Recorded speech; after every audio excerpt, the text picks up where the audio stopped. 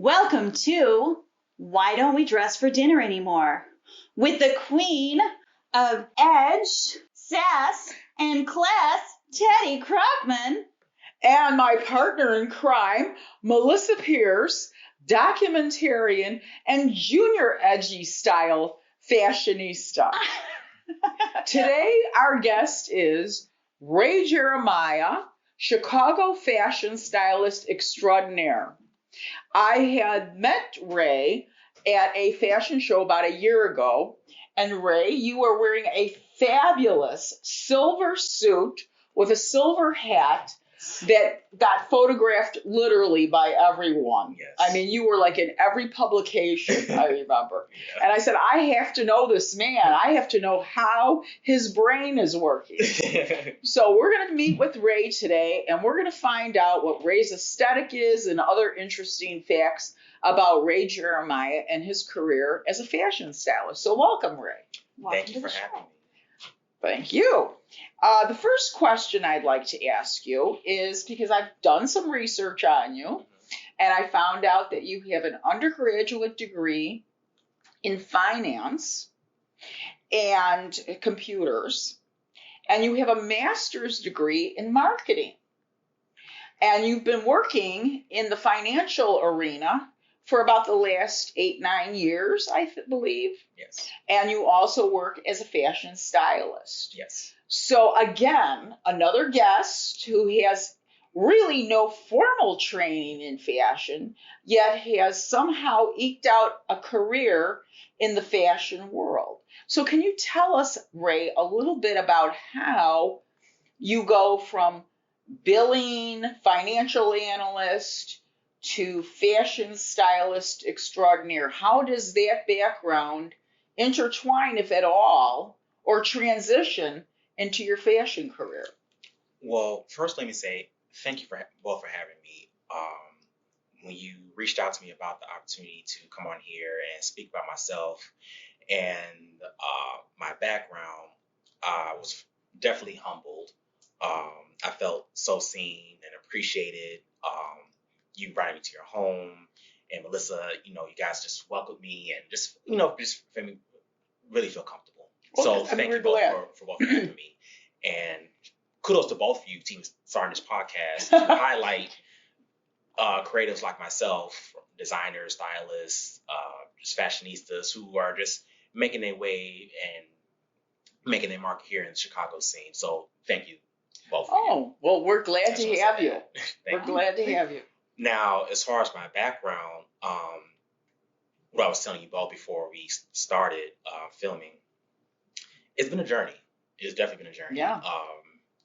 What most people don't know that as a child, I started out drawing. Because, growing up in the home, I was the only child. So to find ways to entertain myself, I would just draw, and I would just draw with what was in my imagination. It didn't matter whether it came from my mind or what I saw in magazines or on TV. I would just draw, and I was very specific in what I wanted to, how I wanted to be perceived and how I wanted to come out. And I would paint. So just having that creative background, I think that's just something that was just always in me. Just something. You just had the creative mentality. Just creative mentality altogether. It was just. But then you didn't go into anything creative in your education. Right. No. Well, actually, you know what? Back in, I think, my sophomore year of high school, I did take an art class. Okay. And I was drawing and had the freedom of to just do whatever I wanted to do.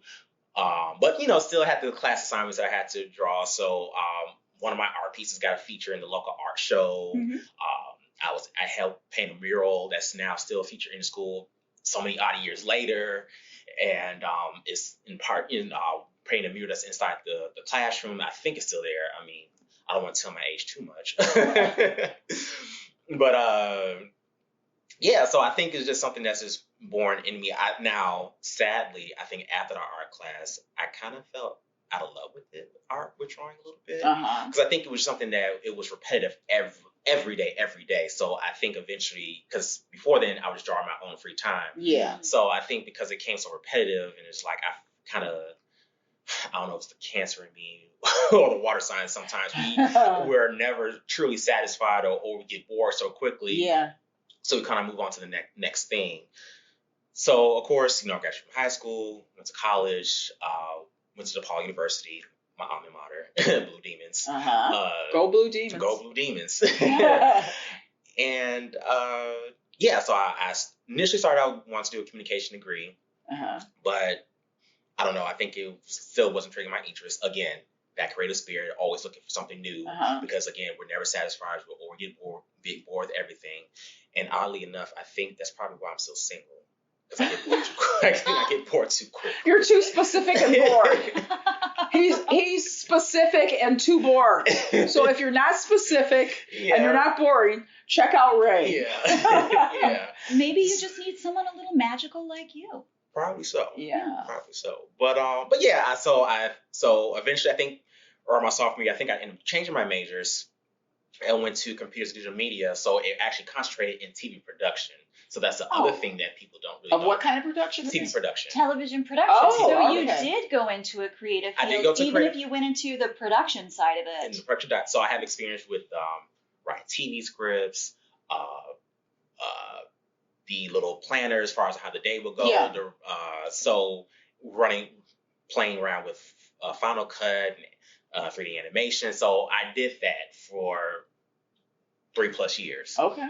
Got my undergrad degree. So then after I graduated from college, I tried finding a job in the market here. But of course, with the city of Chicago, it could be it's not about what you know, it's who you know. Exactly. And if you don't know anybody, then you're not really going to get into the door. So yes. Eventually, here I am. I'm a college graduate with this degree. So what am I to do? Okay, well, let me go find a job that's going to help me pay my bills because, of course, I can't depend on, mommy and daddy and family members to help me out because now I'm of age and I was like, I have to. Story of my life. Right. So I have to now, provide for myself essentially. Yeah. So I started taking odd jobs in different areas. I think I started as a file clerk. What else did I do? God, I think I did so many jobs. I think I was a shipping clerk at a warehouse. Where did you get financial analyst then? Like, how did you get to finance? Well, okay, so after the shipping clerk job, I think that was like in 2015, I got a call from one of my recruiters that went on to another company working, and that's how I officially got into the billing. Okay. Working in the billing department. So that billing literally paid your bills. Exactly. So now how did you get your first big break as a stylist? Yes. Who called you up? Right. The billing guy? Right. Ray, I need a suit to wear to the company party. I mean, how did you get your first styling job? God, man, you make me go down memory lane. Yeah. But again, everything is a journey because this is, again, I had no formal training in fashion, really. I mean, I had the creative, I had the degree that was in TV production, but again. And marketing, you have a master's in marketing. Master's in marketing, but again, no really connection. So who knew you? So actually, let's rewind it back about 4 years ago into the pandemic. Yes. The world shut down. Yep. We can't go anywhere. Mm-hmm. So I was like, okay, well, I had bought all these clothes. I have all these clothes. I have all these clothes. Where am I going to go? Because, again, we're shut down. So what I did was I started modeling in these clothes and started posting it on social media. And, of course, everybody's at home. So what they're going to do? Yes. They're going to see it. Right. So eventually folks started just liking what I did. And a model had hit me up and he said like, hey, I really like your style. Would you mind styling me for my, because he was a brand ambassador for Express. So at the time, so they were still, doing that. So it was like, okay, I have a photographer. I need you to come style me for these clothes that they sent me. So I started doing that and I started styling him. Then eventually the guy was so impressed, the photographers were so impressed with what I did. His name was Project Z's. He was the What's his name again? Project Z's. He was the first ever photographer I worked with. Okay, shout out to him. As a brand spanking new stylist who had no idea what the hell he was doing. he just figured like, okay, well, I'm just put some clothes together and hopefully everybody likes it. In the inside of my mind, but when I was on set, I acted like I knew what I was doing. So he liked what I did, and he wanted to start up a whole new magazine. And mind you, I had no experience with what I was doing. Right. I was just kind of just going with the flow of everything. So eventually we started to do that, but that didn't really take off. So eventually I just kind of just started, as a bird that's in the nest. They eventually did fly away and grow up and do their thing. So that's what I kind of did. I kind of just started, moving around in different circles and kind of making those connections. And what I did was I started styling some of my family members and friends for free. So in those early stages, you see my page, like my friends and my cousin, I was styling them, and eventually just started it became it grew a life of its own, and people started loving it. And eventually, I think the following year, I worked with, it'll be my first time working with Blake Martin. Everybody knows that he's one of the great masterminds in fashion and the One Ray and real world-renowned photographer. And actually, I saw at the time, this is about around 2021, and he was having a photography special. And I was like, okay, well, I need to build up my portfolio. And how my mind works is I always want to progress and not stay in a box and show what I can really do. Right. So what I did was I reached out to a designer named Stevie Edwards. He designed for Lisa Ray, an actress, and many other Hollywood elites. And so I reached out to him, and I was like, hey, can I borrow one of your clothes for a shoot? And mind you, I had, again, a no-name stylist. Nobody knows who I am. Right. I had barely had anything on my But you got to take charge of something, but I took a chance. And so he took a chance on me. And also, may he rest in peace, because he's sad he's not here with us anymore. He died last year. So, but he took a chance on me, and he allowed me to borrow one of his pieces. I did the shoot with Blake, and he loved what I did, and it kind of propelled me to do even more stuff. And he gave me my first opportunity to even do a fashion show. Again, only had 1 year styling under my belt, and again, I'm just learning as I'm going. Yeah.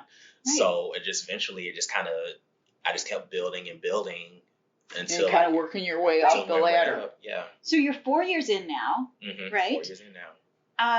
And now you actually kind of know what you're doing. So what's that process like? Let's say, I don't know, Adidas calls you up and they're like, we love your stuff. Like, what's the process of creating a commercial shoot for them with your unique styling? Well, basically, I think it's just the point of, what's the story? What story that you're telling? What's the objective here? Is it, Oh, that's interesting. So you're like telling a story with your like styling. I like to tell stories with my styling. Like, what is the look that we're trying to achieve? Like, who are we marketing towards this to? Right. So that's the way I kind of approach it. Now, sometimes I don't. I think I just kind of create stuff on the fly because my mind just works. I don't know. I think sometimes maybe I have ADHD or something. But it's half of the creative work. Right. It's just that like my mind just works in different ways. But you're also trained, so you also are pulling that in, and it's become second nature as well. Right. Yeah. Because again, it's just something that creativity is just something that's instilled within me. So even if I may not have a lot of information, whoever reach out to me or it's on the last minute or on the fly, they need something. Okay, well, I only have this amount of time. What look can I achieve with this? And who would be the perfect like designers or brand that I think that will help to kind of achieve the story that we want to tell? So I think that's how I kind of approach with some of my shoots. Now, do you think that you have, because in my opinion, you do, but I want to hear the answer from you, Ray. Do you think you have a particular aesthetic? Because, I look at your bio and you've worked with a lot of very different brands or people who really are, okay, now you started, like you said, kind of styling your friend for Express, which is more kind of, I would say, teen to maybe early 30s kind of hip style, but kind of classic. But then you've also worked with my favorite Chicago designer, Dana Asady, who's more, to me, glamour and more classic kind of looking. But you've also worked with Kay Daniels. You've worked with Jersey Virago. You've worked with Stevie Edwards. You've worked with the pop star Shawna. Yes. And you have been published in, I believe, Harper's Bazaar. Yes. Okay, so now these are all very different. Yes. In their own styles and ways and everything like that. So how do you combine your personal aesthetic? Because to me, you do have a personal aesthetic. Mm-hmm. And how do you create for these different, very different looking types of clothes and people with that particular aesthetic that you have? And to me, your aesthetic is very dramatic, very out there, very bold. Yes. I mean, there's a picture, and maybe, I don't know, we can talk about that later if you can edit that in. But there is one picture that you took of a model. I think her name is Nikki Shashier. Yes. Yes. I love Nikki. First of all, hi, Nikki. You're gorgeous. Okay, so there's a picture of Nikki Shashier on your Instagram. Mm-hmm. I don't know how you came up with this, but she's got her hair like wound up, where she's got a tree on the top of her head. Yes. It looks like there's bark on her body. Then she's got like this metal bra. Yeah. Now wait for this. But this is the Harper's one. With flames. Flames shooting out of her breast. Okay, so that is Ray's aesthetic, everyone, to me. So now how do you take that kind of very flagrant, flamboyant, dramatic aesthetic and adapt it to these very different kinds of Well, I think, like I said, I think my style is very bold, very dramatic. It is. And I think I like to take that aesthetic and then give it to each person that I work with. And so when I work with them, I kind of look at their page and look what they've done before and always think like, okay, what can they do different? What's going to be the most catching? What's going to be that's going to kind of transform them and give them like a different identity outside of themselves? Because when we put on these clothes, no matter what we're going through, it gives it's like a shield. It's almost like a costume, and you become like this whole different persona. Exactly. Yeah. So I think that's how I approach with some of my shoots. And again, shout out to the team who did that shoot. Mastermind. It was fabulous. I love that look. He's just, again, he's a creative that he just sees things in a whole different perspective, in a whole different realm. Like, I don't know, I think he's probably a part alien of some sort. I had these clothes. I had this, which it was like a fur set. Yeah. By the designer Villamore, great designer here in Chicago. She had this fur set. She had the first skirt, long fur skirt, with the boots from Cameron B, another brand that I work with here in Chicago as well. And I had, and the breastplate that I had, I actually made that, I think, a couple weeks prior. Get out of here. Yeah. You made that? I made that. So yeah. Now, how'd you make the flames come out of it? Oh, that was just editing. Okay. that was editing. I don't know. I'm thinking maybe he had, like lighters in there or something. Right. Note to podcasters, if you watch the video, I am 100% going to CGI some flames coming out of it. All flames coming out of me. I'm going to put some flames coming out of you. So I made that a couple weeks prior. I think I bought that mannequin off eBay, and I think it took me like a couple of days to kind of shape it and mold it and how I wanted to fit. And I think they had called me. Well, let me ask you this. Mm-hmm.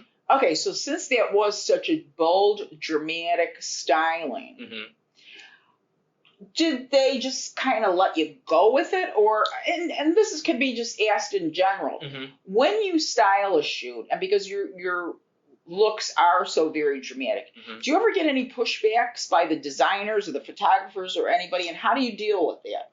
No, I think it's just really an all creative effort. We all come together and come with our ideas. Do you kind of powwow beforehand? We power beforehand or even during the set. Okay. I think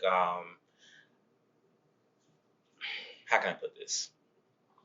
I think I've kind of proven myself, because I think anybody who kind of started now, of course, you kind of have to, they may feel a little, little nervous to kind of give input. But I think now that I've done so many of these shoots and I've done so well and kind of built a name of myself a little bit, now I'm able to give the creative input. Now I don't shoot anybody down because I'm always open to suggestions. And again, sometimes I may see something that the photographer may like, I like it, but it may not work for this specific shot or specific look. How about we kind of scale it back? Because sometimes I may go overly dramatic. Hog wild. Right. And sometimes I need to be pulled back in. So I think it's just all really just a creative effort. Okay. Honestly. We all work together, because at the end of the day, it's all about the greater picture and coming together as a team and coming up with these ideas and making, really art. I really don't even like to say shit. And I agree with you. Ray, that's one of the things that drew me to you is really when I look at a lot of your photos, the photos that you've styled, it really does look like a piece of artwork. Like that piece that you did with Nikki and the tree on her head kind of a thing. I mean, that could be like a standalone, like a kind of a photo picture that you even just like display somewhere. Yeah, it is like artwork. Even though I don't draw or paint hardly anymore, the artist in me has never died. Yeah, and one can see that in your work. It's always stays with me. I don't really consider myself so much a wardrobe stylist. I do, but I think it's more so it's creating art. So I take it very seriously. I think things out. I plan. Sometimes everything may go according to plan, but I really try my best to put my best foot forward and always want to elevate and always try to do each shoot as if it's my last. Yeah. Well, we can see that. Yeah. I want to go back. You talked about putting on an outfit and becoming that outfit. Yes. And we can definitely see that in your personal style. Both Teddy and I met you because of what you were wearing. That silver suit. It was so wild. We were like, we have to know this man's story and where this outfit came from. So I do, we have a question about just your personal style. Okay. And then if you think there's therapeutic value to dressing in these kind of over-the-top outfits, they're incredible. It is. It's definitely therapeutic. I got that suit from ASOS. The one that the silver? The silver one. And the hat was custom made by my hat designer, Andrea Mateo, hat designer here in Chicago. Oh. Love her. Does she have her own shop? Or I think she just creates inside of her home. Oh wow. Yeah. Okay. I've been a fan of hers for years. Because that was just a very striking look. Yeah, so we've collaborated on so many different projects, and so I think a couple weeks prior to the event, I reached out to her. I was like, hey, I have this event, and I showed her this picture that I was inspired by. I was like, hey, let's do something like this and make it but on a grander scale. So I showed her the outfits. We went back and forth on the fabric choices, and I think we kind of went back and forth as far as the structure, the boning, making sure that it sits upright. Mm-hmm. And so, it was just once we kind of agreed how the look came together. So, and from then on, it became, again, magic was made. Well, just so we could put this in context, the silver suit that we're talking about with Ray, we had seen Ray at a fashion show last year in Chicago. It was honoring Cynthia Rowley and Nigel Barker was the host. Yes. It was honoring Chicago designers, and Maria Pinto was the focus of it. Mm-hmm. And Ray came to this fashion show, and Ray is 9 feet tall, first of all. And he's wearing this big silver suit with literally, it looked like he had a flying saucer on his head. It was a big, it was huge, huge round hat. And everybody in the world took pictures of Ray in that suit. But he made it work. That's what you should know. He did make it work. And mind you, nobody know that hours prior, I was going through so much. Work was getting on my nerves, and everything. Life was just kind of lifing. Yeah. But the moment I put on that suit and that hat, It transformed you. It transformed me. You Right. think I was the most confident person in the world. You were. So you're saying that's like the therapeutic value of Yes. these outfit choices you Mhm. make, because they're a whole vibe. It's not like, I think I'll wear this shirt today. You're like, I think I'll Right. put on this like personality almost Exactly. today. Because when you look good, you feel good. Absolutely. It doesn't matter what type 100%. of day you're having or what's going on in the world. You always want to put your best foot forward. Growing up, my mother and my grandmother always told me, like, take pride in how you look. Mm-hmm. Before you open your mouth, people are gonna, kind of judge you. Absolutely. Based on what you have on before. 100%. You can be the most smartest person, the most prolific, and have all these profound things to say and wise. Right. But if you're not looking the part, then no one's ever going to take you serious. Right. Can you tell us about what you're wearing now? Like, you picked this outfit to come onto our video podcast. Mm-hmm. Could you describe this outfit to us and why you put it on for our podcast? Well, again, like you said, I think with my style is just very bold, and very much out there. When I was looking for outfits, I think I saw this online. I was like, okay, I like this. I'm gonna put this on. Okay, well, let me, put on the little cowboy hat just for a little extra flair, give it a little bit of cowboy collar. And I got these boots from ASOS, and yeah, like sometimes I don't even really plan my outfits like that. It's just whatever mood I'm feeling, and I just go, and if it's a specific one thing I'll look for it, and if something's close to it, I'll get it. But everything else sometimes it's just really on the fly. Okay, for those listening, it is a white lace suit. Mm-hmm. He's wearing a white lace suit, diamond earrings. He's got a big flowery diamond brooch circa 1966. Fabulous necklace. Right. Explain the necklace. I don't even know how to talk about it. Yeah, just again. Chains. Just chains. Again, But they look like shark's teeth as well. Yeah, found this on Amazon. Right. And these thin, super thin sunglasses that have a little metal lining under them, and a white cowboy hat. Just in case everyone has missed that. With, by the way, lug sole loafers. Yes. Yeah. There you go. Little shoe cam. Yeah, you do shoe modeling like I do. Right, which make him not 9 feet tall, but 10 feet tall. Oh my God, yeah. Yeah, you know what? But the most important thing to take away from this is that you don't have to spend X amount of money. Exactly. You don't. We love Gucci, we love Fendi, we love Chanel, Balenciaga, Giuseppe's, Saint Laurent, all these fashion houses. But unless you're a millionaire, you're not going to be able to buy that on a regular basis. Even if you are a millionaire, you don't have to. Exactly. It's all, to me, it's in the details. Because what I can see from how you dress, even though our styles are quite different, the way I think your thought process reminds me a little bit of mine, because what I will do is I will land on the main outfit. Yes. And then in my mind, I have specific ways I want to accessorize it. Yes. And you could take this white lace suit that Ray has on, and you could make it look completely different by, let's say, putting a shirt underneath it and wearing boots with it and no hat and maybe bigger stuff. I mean, so there's a million different ways to style this. So your aesthetic was very, to me, you're looking at glam. Yes. You know, you want to shine. You're all white, like my house. So I think Ray was looking at pictures of my house and said, I need to match Teddy's house.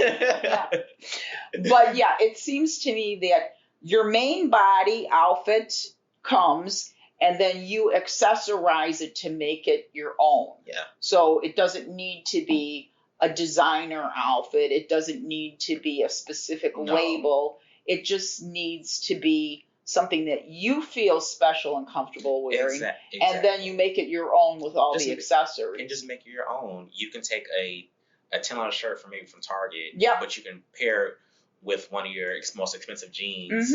High-low dressing. And just, dress it up or down and nice accessories, and you're good to go. Like, You don't have to spend $500 for a pair of shoes or a pair of pants just to say like, oh, I'm fashionable. Right. Because you could wear the most fabulous designer piece, and it could look blah if it's not accessorized and put together well. And accessorized means everything. Your hair, your makeup, your shoes, everything that goes with that look. Right, because you don't want to be a walking billboard for a brand. No, exactly. You want to be you. Exactly. And that's the thing, like, you want to be you in everything that you do. Because there's so many people out here trying to figure out who they are or who they want to be in this world, and they don't have a clue. But I feel like once you know who you are and you celebrate who you are, you show up in your best form. And with fashion, you can do that. Absolutely. And kind of piggybacking off of that, making the fashion your own. We all have influences in what ultimately becomes our style. Exactly. And everybody grows, I think, into their style at different points. Some people may flourish in their 20s. Other people may get it together more in their 40s, whatever. Yes. So talking about influences of your style, one of the questions that I like to ask our guests is there a particular era in history, 30s, 40s, 50s, 60s, whatever, is there a particular time frame that you favor and that you kind of influence your overall style? I would definitely say the 70s. I knew I loved this man. The 70s was like the best. The 70s. That's when I was like in my 20s. That was the best. Disco man. The 70s, Studio 54. Oh, man. Okay, I can see it now that you said it. The hat, the whole thing. Yeah. And seeing pictures of my grandfather and with his friends and my grandmother, how they dressed. It was... I think that's just what inspires me the most. Like with the platform shoes, and how the men used to dress, just very fitting, just very and just fabulous, and just fabulous.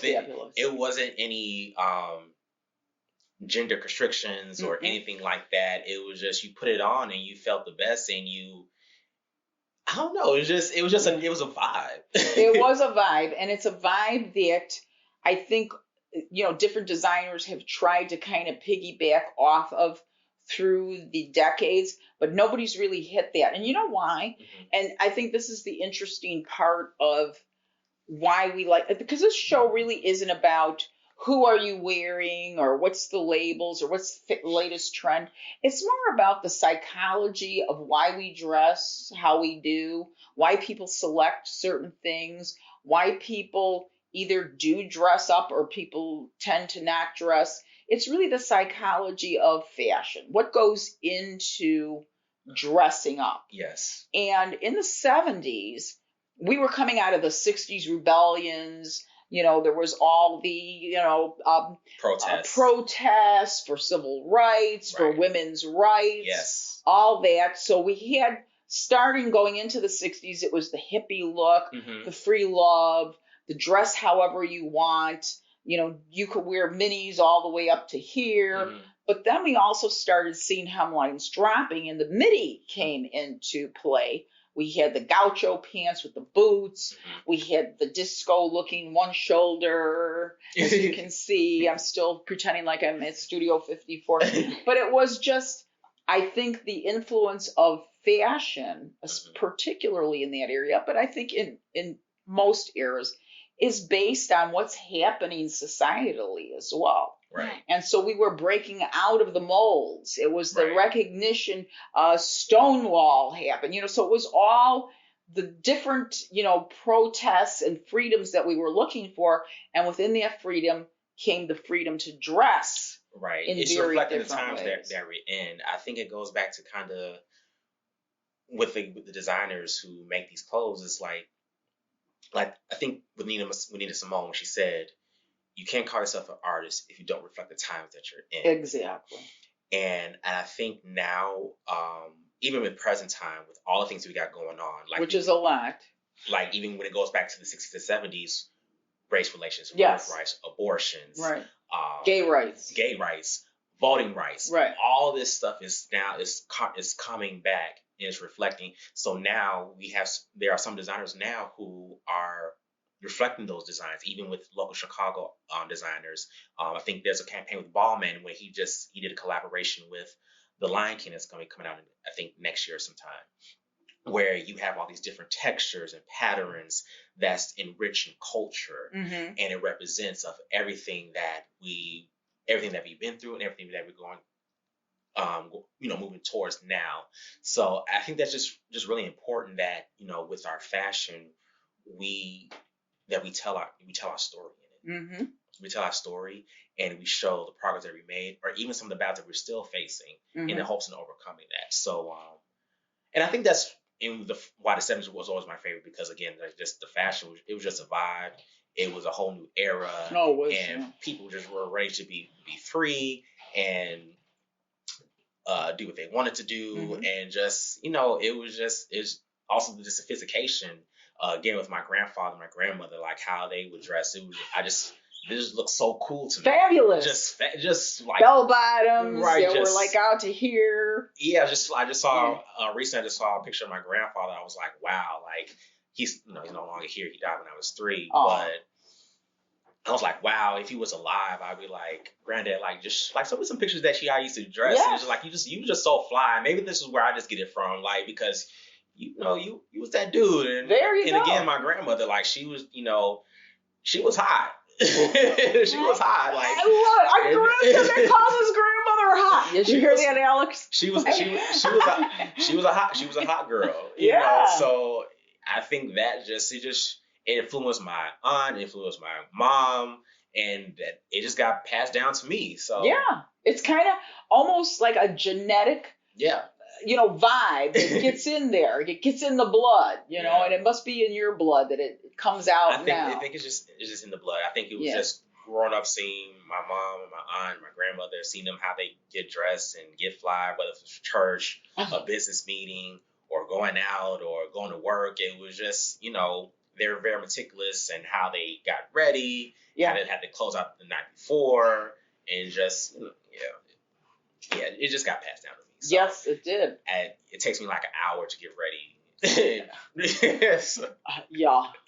An hour. Right. Like an hour plus. Like it takes me too. It takes me a good minute to, I know Beyonce says she wakes up like this, but not everybody does. So but I don't think Beyonce does either. Right. I think we'll pretend like Queen Bee does. Right. But like it, it's a production. Like it is a production. I gotta make sure I'm right before I step out the door.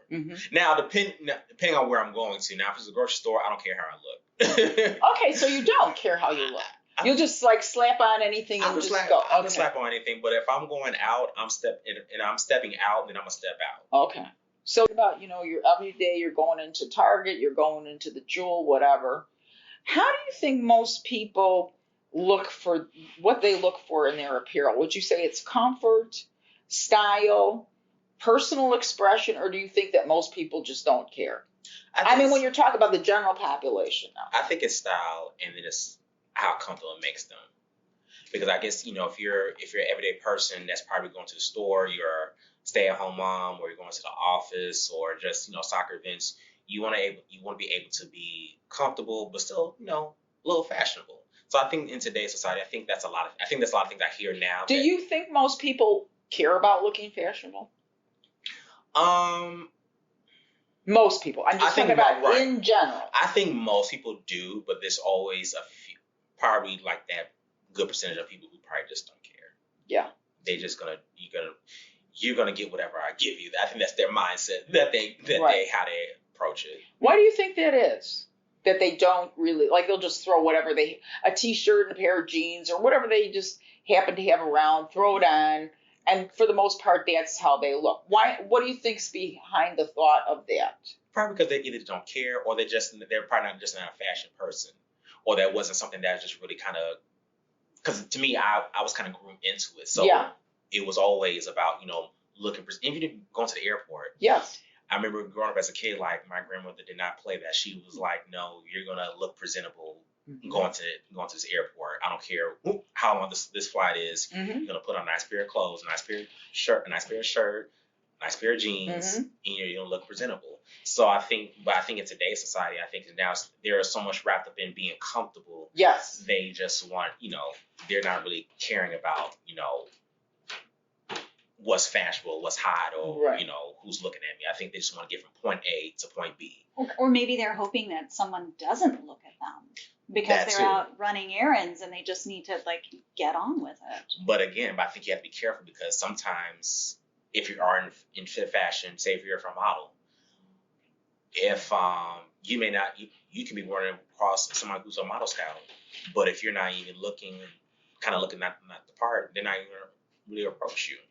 But it all depends. It all depends on how striking you are. But again, if you're not looking your best, who's gonna approach you? Right. Who's gonna pay attention to you? Yeah. So some of it is attention, and fashion people do. We like attention. Yeah. We sure do. All look in the camera. We like attention. We like attention. But why don't people dress for dinner anymore? And that's just so you know the context of our question.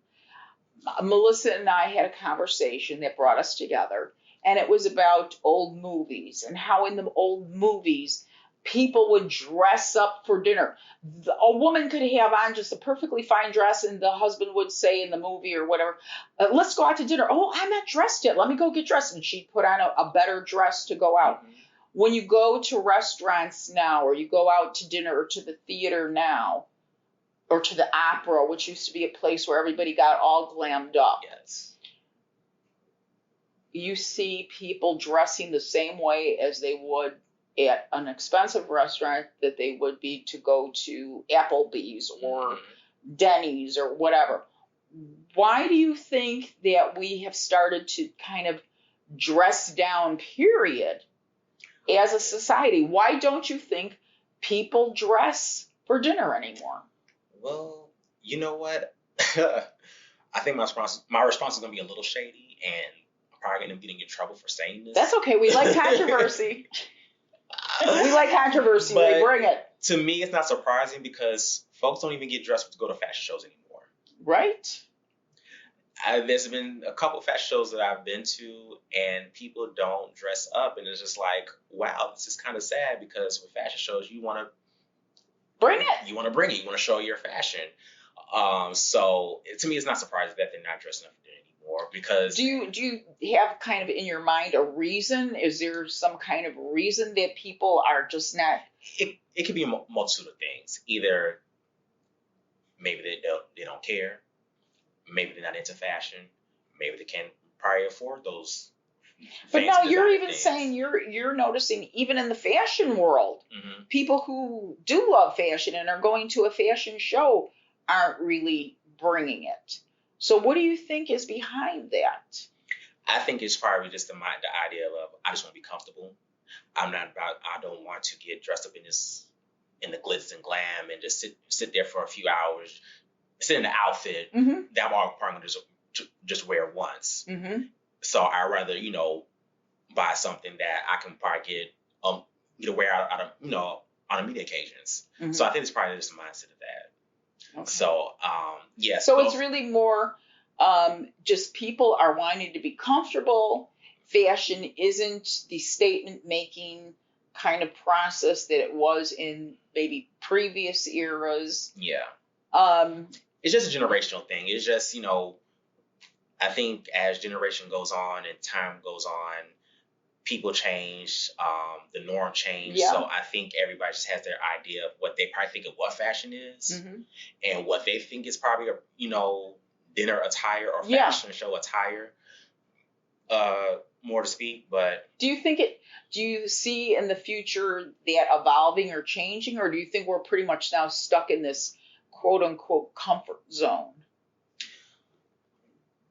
Maybe in the next 10 years, hopefully that will change, but you just never know. Life has its way of its twists and turns, and again, fashion is unpredictable. Mm-hmm.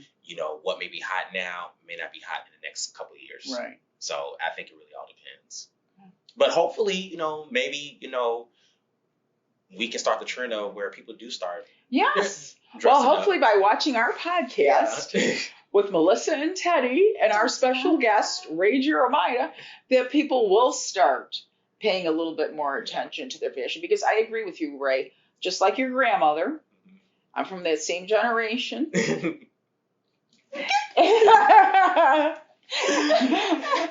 you know, we were taught this, maybe it's a generational thing, but my mother always said to me, people are going to judge you the minute you walk into a room. Yes. That's right. You don't even have to open your mouth. Yes. But the minute you walk in that room, people are going to make a decision about what they think about you. Exactly. And also, just like your grandmother did when she made you dress up to go to the airport or whatever, my mother was, and you need to look good all the time. Yeah. Because you never know who you're going to bump into. And my mother would always say to me, you know, Teddy, even when you go to the grocery store, she says, you could throw anything on because you're just going to go pick up, you know, a box of detergent or something like that. Because back then our detergent came in boxes. But she said, watch. You will run into the one person that you thought you would never run into, and you will look like crap, and you will regret it for the rest of your life. Yes. So be prepared. Yes. And I think it was that mindset that your grandmother had as well, too. You never know who you're going to run into. You want to make a good impression. Yeah. People treat you differently. Do you notice this, Ray? They do. When you're dressed. Yes. As opposed to when you're kind of like, you know, being like, you know, you're just whatever, throwing whatever on. But you get more special attention if you're looking good, right? Yeah, you do.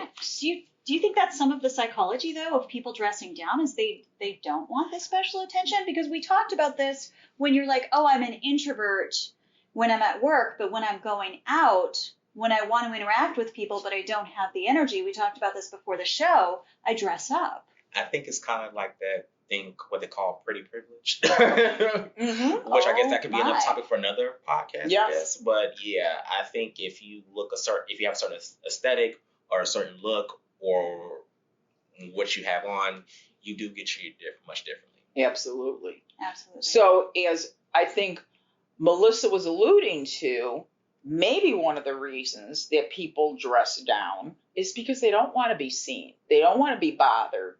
They don't want the attention. Yes. Do you agree, Melissa? I agree with that. I think that's part of it. I agree. I think people are overtaxed with how much they are already being reached out to via our phones, via the computer, via this, via that, constant and they're just demands. like, I just want to disappear into this meal.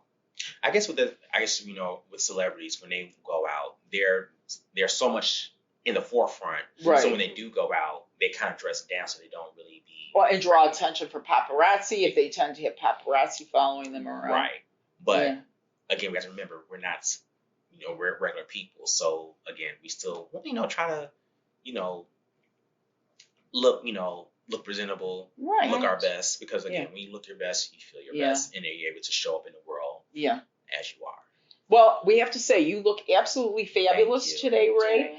Thank you so much for coming and joining us, and we can hear your perspective and your just over the top styling that is so fabulous. If anybody wants to check more on Ray, you can find him on Instagram. Ray, give us your Instagram handle. Yes, my Instagram handle is _Ray.Jeremiah. And you can see a lot of Ray's styling on his Instagram page. It's fabulous. Like I said, it's actually like artwork. So thanks so much for joining us today, Ray.